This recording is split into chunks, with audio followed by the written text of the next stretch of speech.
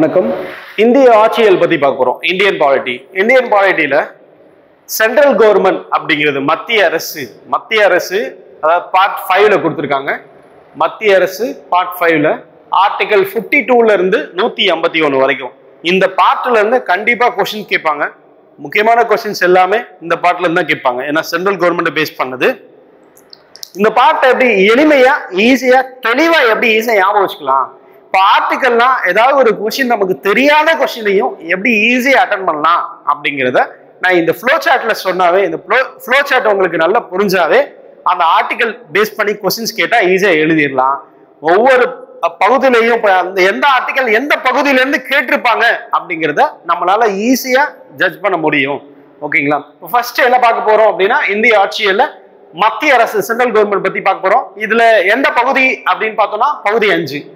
Article எதுல இருந்து எது வரைக்கும் சென்ட்ரல் கவர்மெண்ட் அப்படின்னா ஆர்டிகல் 52ல இருந்து 151 வரைக்கும் ஆர்டிகல் சரத்து அப்படின்னு சொல்லுவாங்க. அப்போ ஆர்டிகல் 52ல இருந்து 151 வரைக்கும் சென்ட்ரல் கவர்மெண்ட்ல தான் கவர் ஆகும். ஓகேவா? கீழே 3 பகுதியா பிரிக்கிறாங்க. ஃபர்ஸ்ட் ஒன் சென்ட்ரல் கவர்மெண்டே வந்து 3 ஆர்கான்னு சொல்லுவாங்க. ஃபர்ஸ்ட் எக்ஸிகியூட்டிவ் நிர்வாகம், அடுத்து லெஜிஸ்லேட்டிவ் சட்டமன்றம் அப்படின்னு சொல்லுவாங்க. 3வது ஆர்கான் அப்படின்னா ஜுடிஷியரின்னு சொல்லுவாங்க. 3வது ஆர்கான் என்ன சொல்லுவாங்கன்னா ஜுடிஷியரின்னு சொல்லுவாங்க. இப்ப நிர்வாகத்துல என்னென்ன இருக்கும் அப்படின்னு சொல்லிட்டு நிர்வாகம்னா எந்தெந்த ஆர்டிகல் அப்படின்னு பார்த்தோம்னா ஆர்டிகல் 52ல இருந்து 78 வரைக்கும் நிர்வாக உறவுகளை பத்தி சொல்லும். ஆர்டிகல் 52ல இருந்து 78 வரைக்கும் நிர்வாகம் பத்தி, அதாவது எக்ஸிகியூட்டிவ் பத்தி சொல்லும். அடுத்த ஆர்டிகல் 79ல இருந்து 123 வரைக்கும் லெஜிஸ்லேட்டிவ். இப்போ ஆர்டிகல் 123னா பிரசிடென்டோட எமர்ஜென்சி ப்ரொவிஷன், அதாவது ஒரு ஸ்டேட் எமர்ஜென்சில இருக்கும்போது ஆர்டினன்ஸ் பிறப்பிக்கலாம். 123 அதான் 1 2 3 அப்படின்னு சொல்லுவாங்க. இப்போ கூட்டம் 2 இதுலயுமே வந்து டெட்லாக் ஆச்சு அப்படின்னா கூட்டம் ஜாயிண்ட் சிட்டிங் வந்து எப்படி கூட்டலாம், ஆர்டிகல் 108 மூலமா கூட்டலாம். பிரசிடென்டோட லெஜிஸ்லேட்டிவ் பவர்ஸ்ல வந்துடும் இது எல்லாமே. ஓகேங்களா? லெஜிஸ்லேட்டிவ் பவர்ஸ் அதான் ஆர்டிகல் 108. அப்போ ஆர்டிகல் இப்ப 108 படி கேட்கிறாங்கன்னா அப்ப எந்த பகுதிகள வரும்? லெஜிஸ்லேச்சர்ல வரும். ஏன்னா நிர்வாகத்துல வந்து 78 முடிஞ்சிடும். அடுத்து லெஜிஸ்லேச்சர்ல தான் 108 அப்படிங்கிறது வரும். ஓகேங்களா? அதுல பாருங்க, அடுத்து ஜுடிஷியரி அப்படின்னா எந்த ஆர்டிகல் வரும்? ஆர்டிகல் 124ல இருந்து 147 வரைக்கும் வரும். ஆர்டிகல் 124ல இருந்து 147 வரைக்கும் ஏதாவது ஆர்டிகல் கேட்டாங்கன்னா அது ஜுடிஷியரி சம்பந்தப்பட்டது அப்படின்னு நம்ம ஈஸியா ப்ரெடிக்ட் பண்ணிடலாம். அப்ப தெரியாத கொஸ்டினையும் ஈஸியா இது மாதிரி ஞாபகம் வச்சோம்னா ஈஸியா அட்டெண்ட் பண்ணிடலாம். இப்ப பாருங்க, ஃபர்ஸ்ட் போலாம். இப்ப நிர்வாகத்துல யார பத்தி எல்லாம் படிக்க போறோம் அப்படிங்கறது பார்க்கலாம். நிர்வாகத்தில் யார பத்தி எல்லாம் படிக்க போறோம்? ஃபர்ஸ்ட் பிரசிடென்ட் பத்தி படிக்க போறோம்.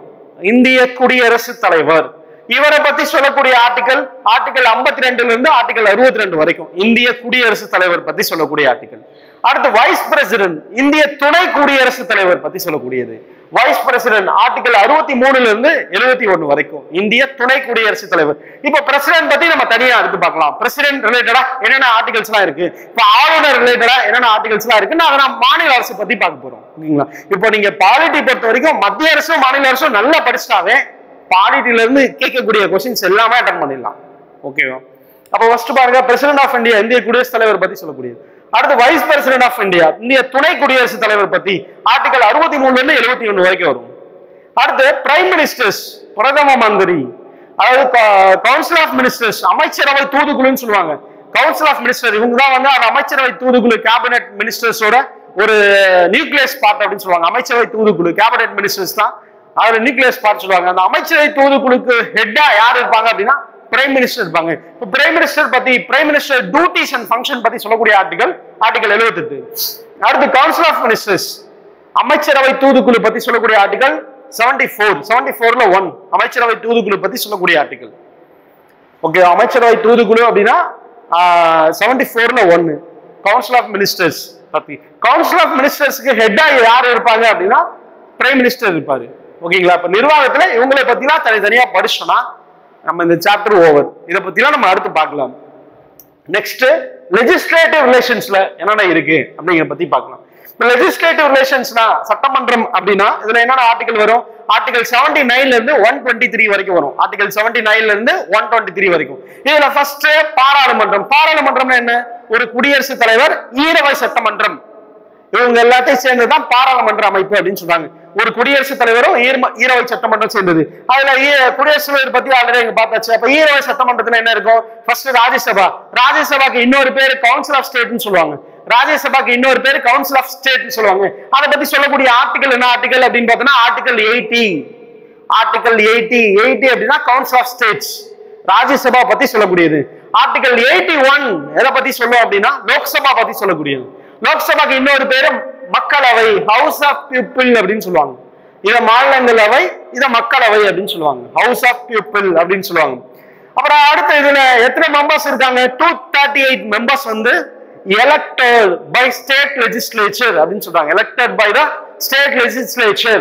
238 உறுப்பினர்கள் elected அப்படின்னு சொல்றாங்க. அடுத்து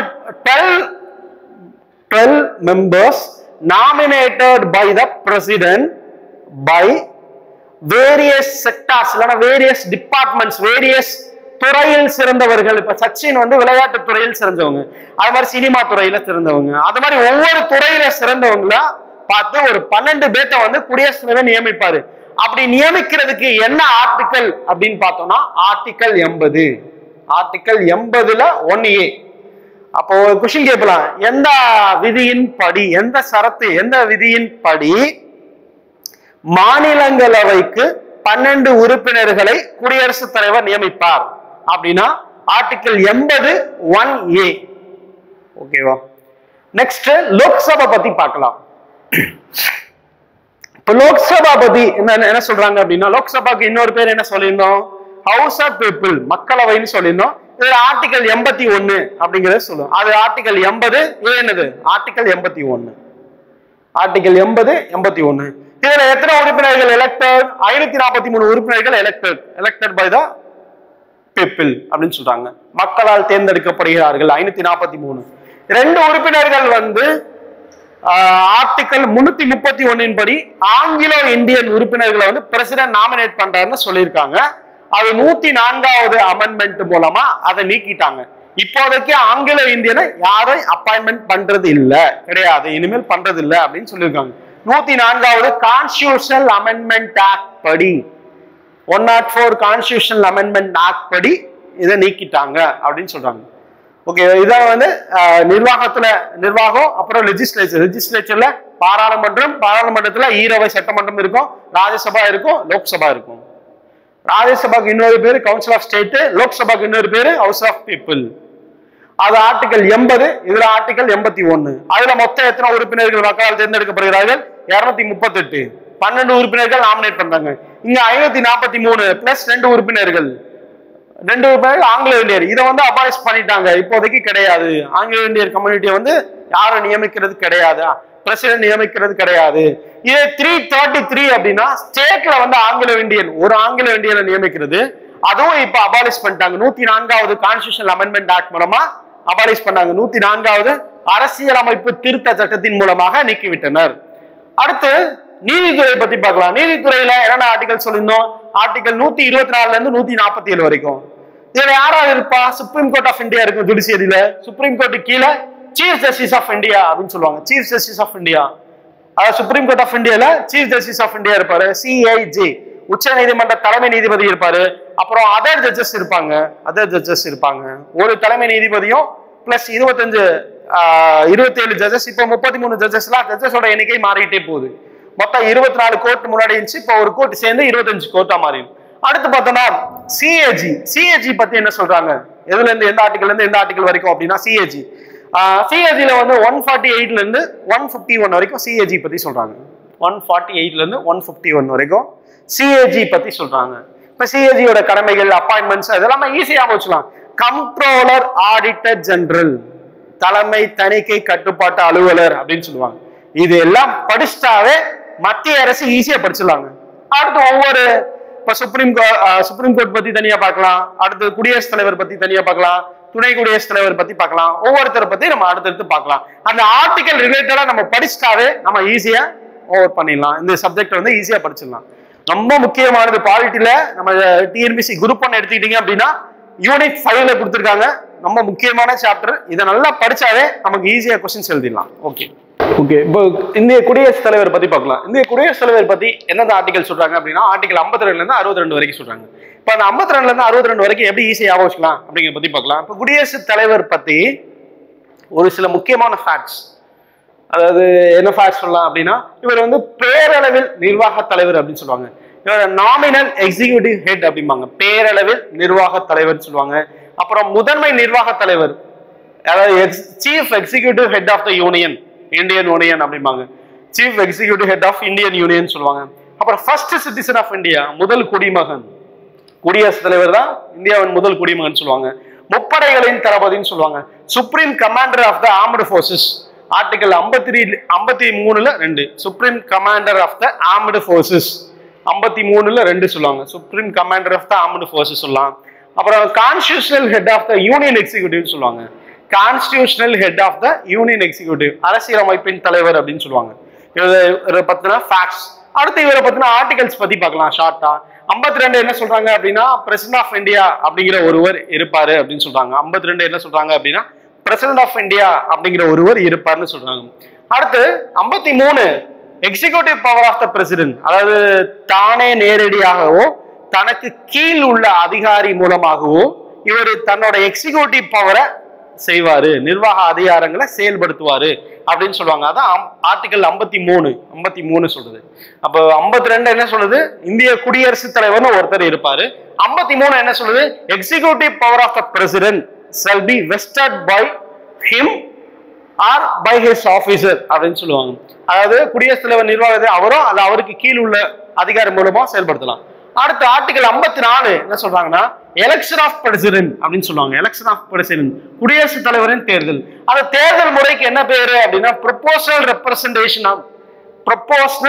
representation by means of single transferable vote அப்படிம்பாங்க. Proportional representation by means of single transferable vote, தமிழ்ல ஒற்றை மாற்று விகிதாச்சார பிரதிநிதித்துவ தேர்தல் முறை அப்படின்னு சொல்லுவாங்க. ஒற்றை மாற்று விகிதாச்சார பிரதிநிதித்துவ தேர்தல் முறைன்னு சொல்லுவாங்க. அடுத்து 55ல தேர்தல் முறை, எலெக்ஷன் ஆஃப் மேனர். இதுல யாரெல்லாம் ஓட்டு போடலாம், அதாவது மக்களவை மற்றும் மாநில சட்டமன்றம், டெல்லி யூனியன் பிரதேசமான டெல்லி, பாண்டிச்சேரி, அதுல சட்டமன்றத்துல தேர்ந்தெடுக்கப்பட்ட உறுப்பினர்கள் மட்டும்தான் பிரசிடென்ட்டுக்கு ஓட்டு போடலாம். இதான் எலக்டோரல் காலேஜஸ் அப்படிம்பாங்க, வாக்காளர் குழுமம். ஒன்லி தேர்ந்தெடுக்கப்பட்ட உறுப்பினர்கள், ஒன்லி எலக்டட் மெம்பர்ஸ் மட்டும்தான் இருப்பாங்க. நாமினேட்டட் மெம்பர்ஸ் வந்து ஓட்டு போட முடியாது. அதான் எலெக்ஷன் முறை 55ல சொல்றது. அடுத்து 56 பதவிக்காலம். பதவிக்காலம் டேர்ம் ஆஃப் ஆபீஸ் அப்படின்னு சொல்லலாம். பொதுவா டேர்ம் ஆஃப் ஆபீஸ் எவ்வளவு, எத்தனை ஆண்டுகள் சொல்லலாம், 56 ஆர்டிகல் 56 என்ன சொல்றாங்க, 5 வருஷம் அவர் அருமையா பதவி வைக்கலாம் அப்படின்னு சொல்றாங்க.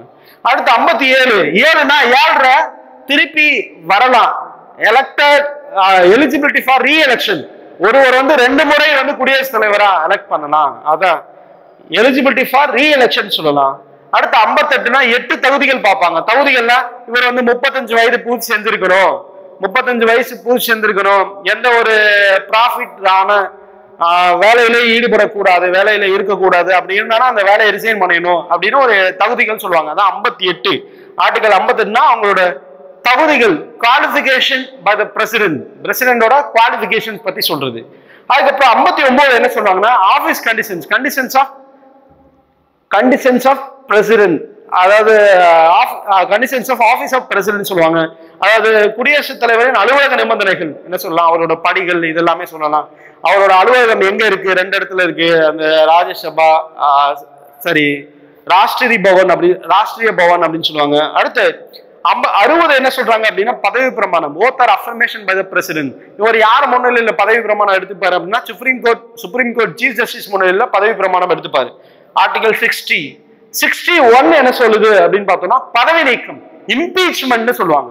குடியரசுத் தலைவர் ஏதாவது தப்பு பண்ணிட்டாரு அப்படின்னா அவரோட பதவி நீக்கம், இம்பீச்மெண்ட் சொல்லுவாங்க. உயிரவையில தீர்மானம் நிறைவேற்றி தான் பதவி நீக்கம் செய்யணும் அப்படின்னு சொல்றது ஆர்டிகல் 61. அடுத்த ஆர்டிகல் 62 என்ன சொல்றாங்க அப்படின்னா இவரோட பதவி காலம் முடிஞ்சாலும் வேறொரு குடியரசுத் தலைவர் பதவி ஏற்கும் வரை இவர் தொடர்ந்து அந்த பணிகளை செய்யலாம் அப்படின்னு சொல்றதுதான் ஆர்டிகல் 62. இப்ப ஆர்டிகல் 52ல இருந்து 62 வரைக்கும் பார்த்திருக்கோம். 52ல இருந்து 62 வரைக்கும் பார்த்திருக்கோம். எலெக்ஷன் ப்ரொசீஜர்ல அதுல யார் யார் ஓட்டு போட முடியாது அப்படின்னா நாமினேட்டட் மெம்பர்ஸ் ஓட்டு போட முடியாது. யார் ஓட்டு போடலாம்? மக்களவை சரி, மாநில சட்டமன்றம் சரி, யூனியன் பிரதேசமான டெல்லி, பாண்டிச்சேரி இதுல தேர்ந்தெடுக்கப்பட்ட உறுப்பினர்கள் மட்டும்தான் ஓட்டு போடுவாங்க. அதான் எலக்டோரல் காலேஜ் அப்படின்னு சொல்லுவாங்க, வாக்காளர் குழுமம் அப்படின்னு சொல்லுவாங்க. இவரோட தேர்தல் முறைக்கு என்ன பேர் சொல்லுவாங்க அப்படின்னா ஒற்றை மாற்று விகிதாச்சார பிரதிநிதித்துவ முறை அப்படின்னு சொல்லியிருக்காங்க. இப்ப நம்ம ஷார்ட்டா பிரசிடென்ட் பத்தி பார்த்திருக்கிறோம். அடுத்து வைஸ் பிரசிடென்ட், பிஎம் இதெல்லாம் நம்ம அடுத்த வீடியோல பார்க்கலாம். பிரசிடென்ட் பத்தி சொல்லக்கூடிய ஆர்டிகல் என்ன ஆர்டிகல்? ஆர்டிகல் 52ல இருந்து 62 வரைக்கும். இது பிரசிடென்டோட நிர்வாக அதிகாரங்கள் பத்தி சொல்லுது. இன்னும் நிறைய சட்டமன்ற அதிகாரங்கள்லாம் இருக்குது. அது பிரசிடென்டோட அதிகாரம்னு சொல்லிட்டு நம்ம அதை அடுத்து தனியா பார்க்கலாம். தேங்க்யூ.